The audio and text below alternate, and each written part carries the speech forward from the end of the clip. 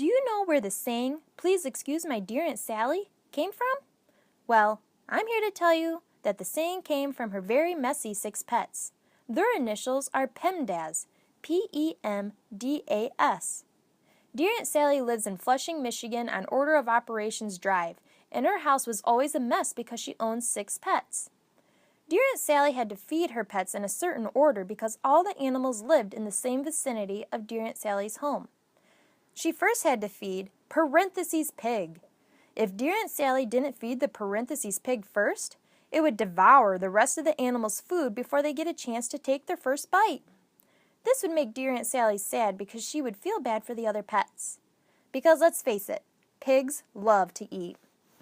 Second, Dear Aunt Sally would feed the exponent electric eel. She fed the exponent eel tiny shrimp and crabs.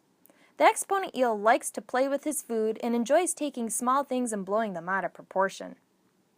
Third, Dear Aunt Sally would feed her multiplication mockingbird. The mockingbird loved to sing and eat a ton of bird feed. It would count its calories it ate a day by using repeated addition, also known as multiplying the seeds together. Fourth, Dear Aunt Sally would feed Division Dog. Now, Division Dog just had puppies. She would have to divide up the food to share equally among her pups so they can grow up to be healthy dividers. Fifth, Dear Aunt Sally would feed Addition Armadillo. She would feed him a species of insects and bugs, including worms. Addition Armadillo would eat so many worms, which would add more and more pounds of weight until the Addition Armadillo was full. And lastly, Dear Aunt Sally would feed Subtraction Swan.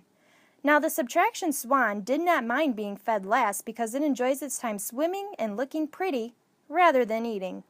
She burns and subtracts more fat than eating right away. Dear Aunt Sally loved her pets so much, she had this daily routine of feeding them in order so they could all get along and keep Dear Aunt Sally company.